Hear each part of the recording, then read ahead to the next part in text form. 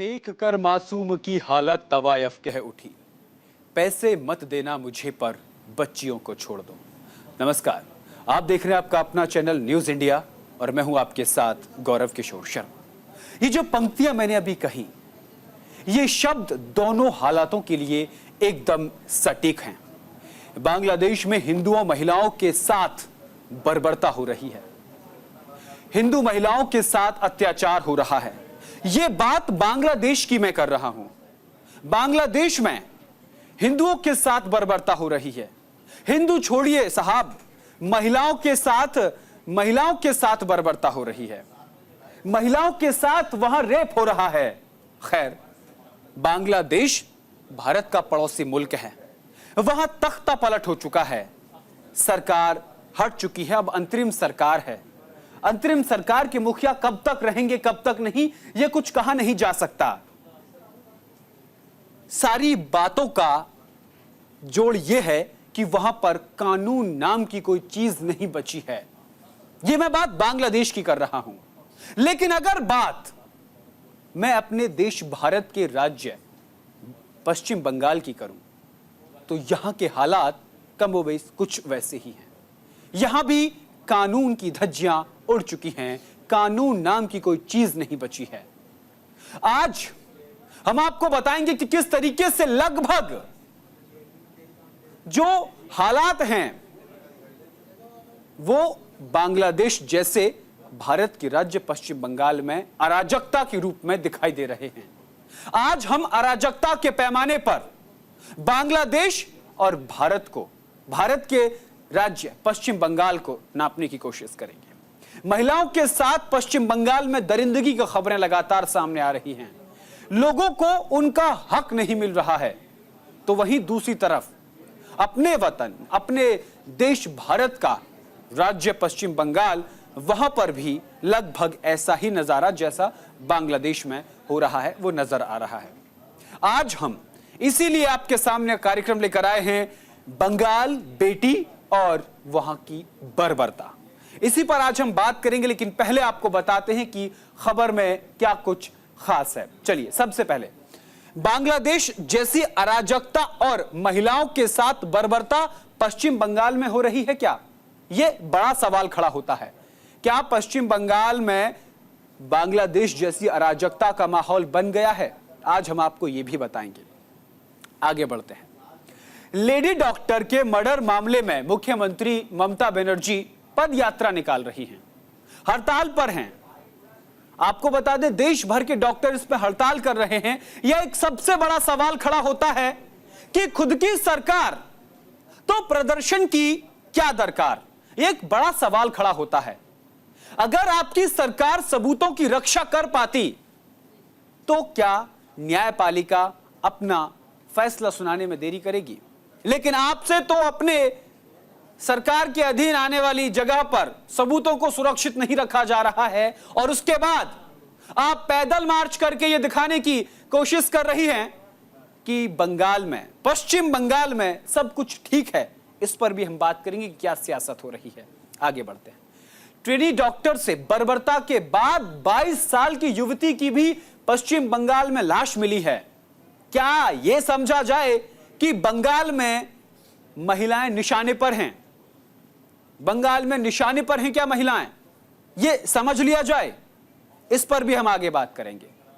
आगे हम आपको बताते हैं कि बांग्लादेश में बढ़ गए जमात के हौसले। क्या बंगाल की अस्थिरता से पश्चिम बंगाल का कनेक्शन है कोई? यह कनेक्शन जो है, हम आज इस पर भी अपनी इस रिपोर्ट में बात करेंगे कि आज क्या क्या कुछ होगा। इन तमाम खबरों पर आज हम आपसे विस्तार से चर्चा करेंगे।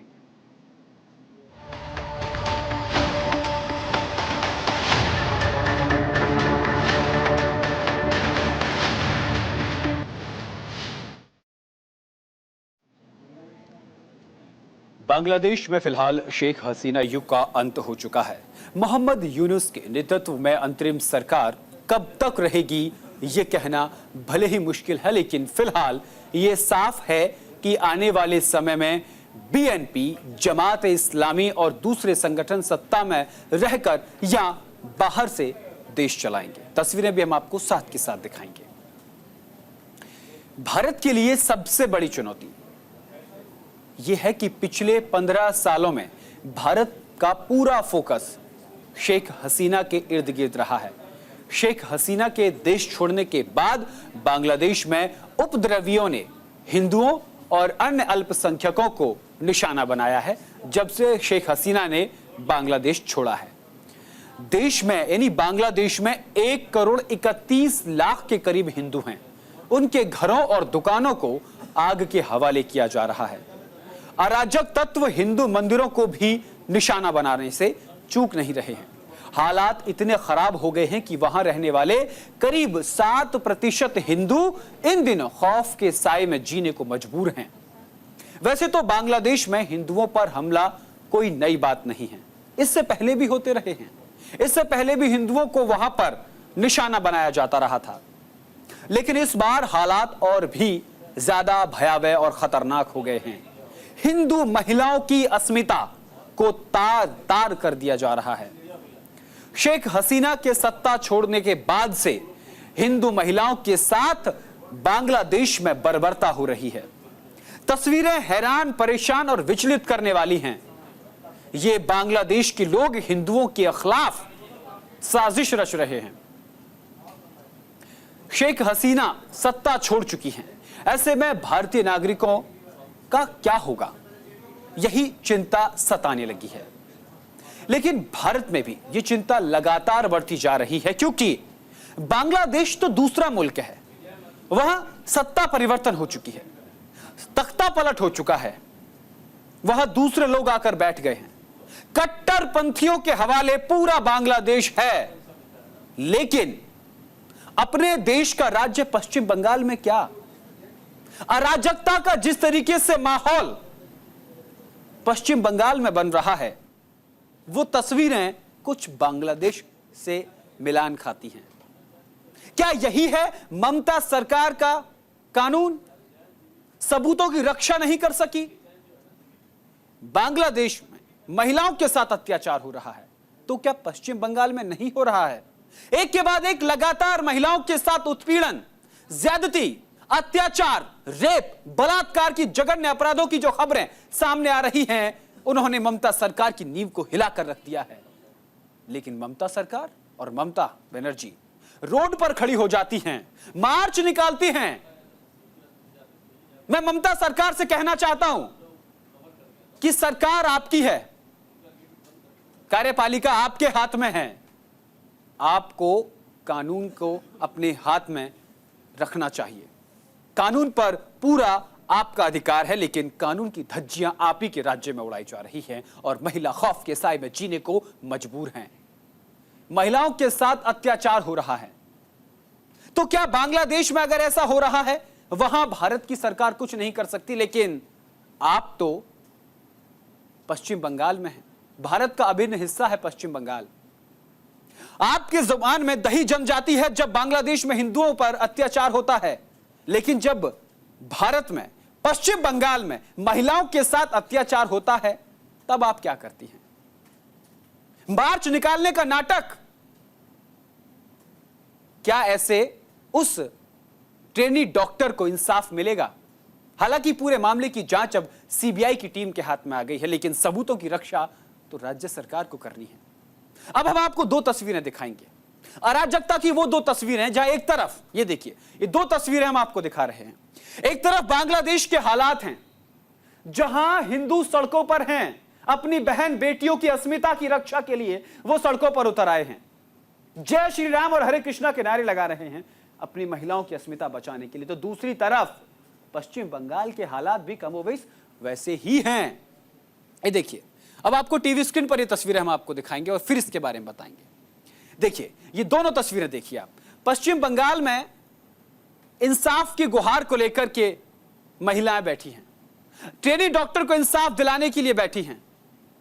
तो दूसरी तरफ बांग्लादेश में हिंदू रक्षा के लिए, महिलाओं की अस्मिता को बचाने के लिए हिंदू मैदान में हैं। ये दोनों तस्वीरें जो अराजकता फैल रही है उसकी वानगी पेश कर रही है। अब आपको हम खबर पर लेकर आते हैं। दरअसल ये जो पूरा मामला है कि किस तरीके से पश्चिम बंगाल के जो हालात हुए हैं, ऐसे ये अराजकता जो फैल रही है, ये कोई नई नहीं है। दरअसल ये मामला उठा जब एक ट्रेनी डॉक्टर के साथ जघन्य अपराध हुआ। आरजीकर मेडिकल कॉलेज मामला लगातार बढ़ता जा रहा है। पूरा देश महिला डॉक्टर के साथ हुई हैवानियत पर उबल रहा है। इसी बीच मेडिकल कॉलेज के अंदर घुसकर तोड़फोड़ भी की गई। मामले में कलकत्ता हाईकोर्ट ने हस्तक्षेप किया है और सख्त टिप्पणी की है। कलकत्ता हाईकोर्ट ने कोलकाता के आरजीकर मेडिकल कॉलेज एवं अस्पताल में हाल ही में हुई बर्बरता की घटना पर गंभीर चिंता जताई है। हाईकोर्ट ने कहा कि यह सरकार की नाकामी है और मेडिकल कॉलेज को बंद कर देना चाहिए। हाईकोर्ट ने डॉक्टरों के लिए सुरक्षा कार्य वातावरण प्रदान करने की बंगाल सरकार की क्षमता पर सवाल खड़े किए हैं। और ममता बनर्जी मार्च निकालती है, पैदल मार्च करती हैं। हाईकोर्ट ने कहा कि ऐसी घटनाएं हेल्थ प्रोफेशनल्स के बीच भय और अनिश्चितता का माहौल पैदा करती हैं। अब हम आपको ग्राफिक के जरिए पूरी घटना के 10 बिंदु बताएंगे, साथ के साथ पूरी कहानी भी बताएंगे कि अभी क्या चल रहा है। देखिए, मौजूदा समय में महिला अस्मिता पर कलकत्ता की सड़कें जनता के लिए आक्रोश का स्थल और सियासतदानों के लिए अखाड़ा बन गई हैं। कल जिस तरह से बंगाल में आरजीकर मेडिकल कॉलेज में हिंसा और तोड़फोड़ हुई, इसको लेकर भी सवाल उठ रहे हैं कि पुलिस उस मेडिकल कॉलेज की सुरक्षा क्यों नहीं कर पा रही। सवाल यह है कि जिस मामले की जांच सीबीआई कर रही है, उसमें कई सबूतों को मिटाने की कोशिश तो नहीं की गई है। दूसरी तरफ आज कोलकाता हाईकोर्ट में हुई सुनवाई के बाद ममता सरकार को हाईकोर्ट ने फटकार लगाई। हाईकोर्ट ने कहा कि अगर पुलिस मेडिकल कॉलेज की सुरक्षा नहीं कर सकती तो मेडिकल कॉलेज को बंद कर देना चाहिए। वहीं सब घटनाक्रम के बीच ममता बनर्जी की अगुवाई में सरकार खुद प्रदर्शन कर रही है। जी हां, प्रदर्शन मतलब सरकार की अपनी सरकार, ममता बनर्जी की अपनी सरकार है और वही प्रदर्शन कर रही है। तो काम कौन करेगा? अगर सरकार सबूतों की सुरक्षा नहीं कर सकती तो राज्य में महिलाओं की सुरक्षा कैसे होगी?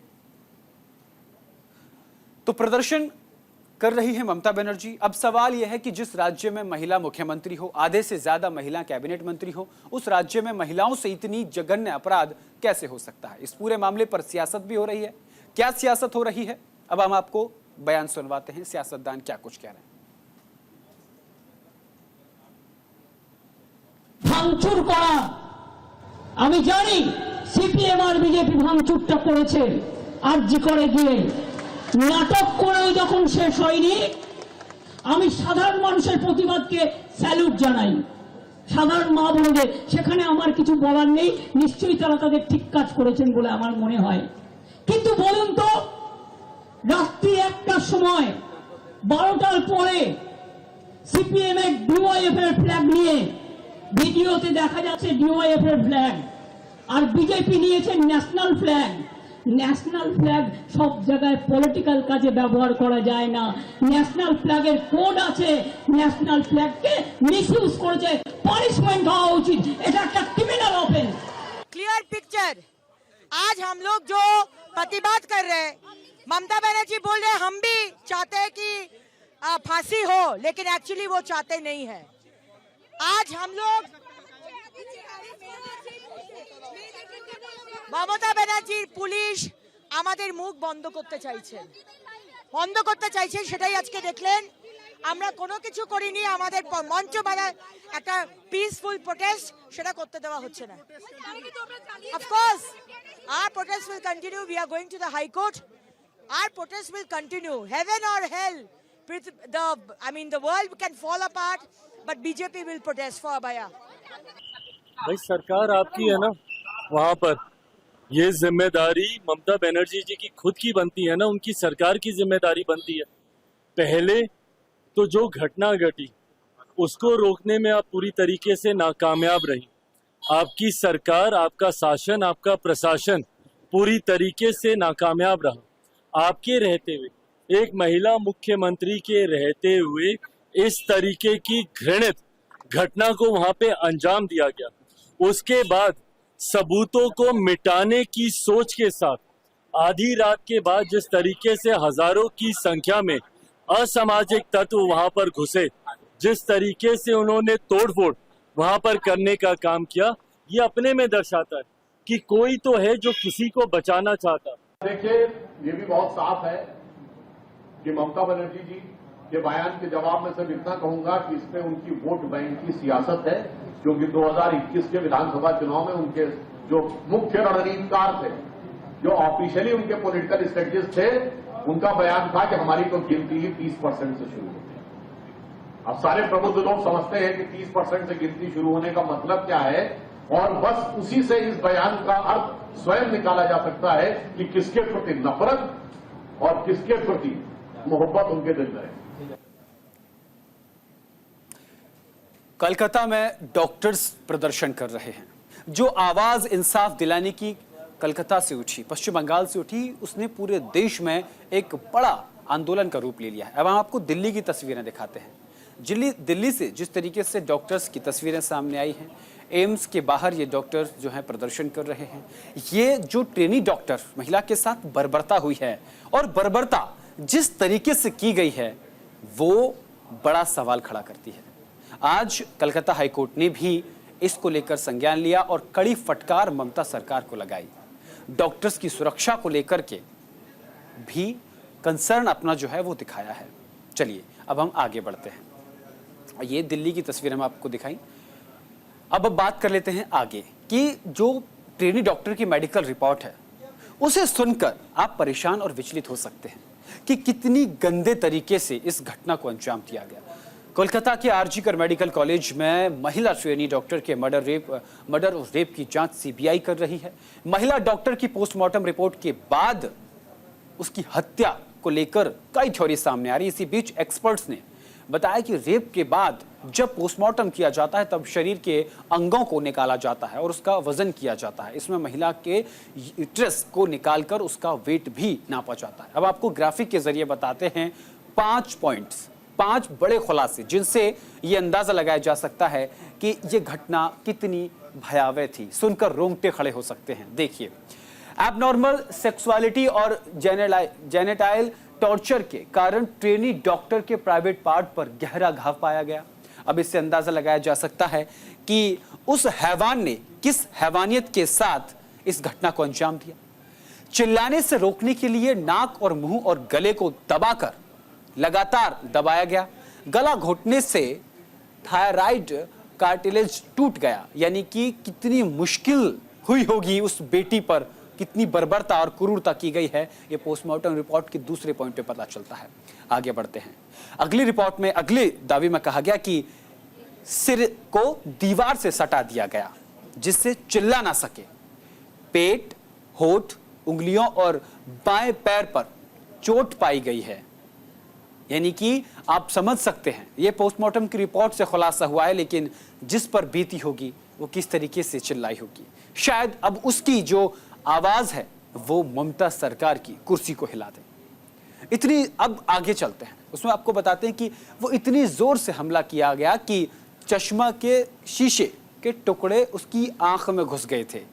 दोनों आंखों, मुंह और प्राइवेट पार्ट से खून बह रहा था। यानी कि उस दरिंदे ने, इंसान के रूप में राक्षस ने, कितनी बर्बरता और क्रूरता से देश की बेटी पर हमला किया और अपनी हैवानियत का परिचय दिया। आगे बताते हैं, आगे रिपोर्ट में क्या आया। 5वां, चेहरे पर आरोपी के नाखूनों से बनी खरोंच के निशान भी मिले। इससे पता चलता है कि पीड़िता ने खुद को बचाने के लिए काफी संघर्ष किया था। अब आप अंदाजा लगा सकते हैं कि ये जो पोस्टमार्टम रिपोर्ट आई है, इसके बाद, इसको पढ़ने के बाद किस तरीके से रूह कांप जाती है, किस तरीके से परेशान हो जाते हैं। यह अराजकता का माहौल आखिर बांग्लादेश जैसा पश्चिम बंगाल में क्यों बन रहा है, ये बात पश्चिम बंगाल की सरकार और उसकी मुखिया ममता बनर्जी को सोचनी चाहिए। तो फिलहाल के लिए मेरे साथ बंगाल बेटी और बर्बरता में इतना ही। देश और दुनिया की तमाम बड़ी और अहम खबरों के लिए देखते रहिए न्यूज़ इंडिया। नमस्कार।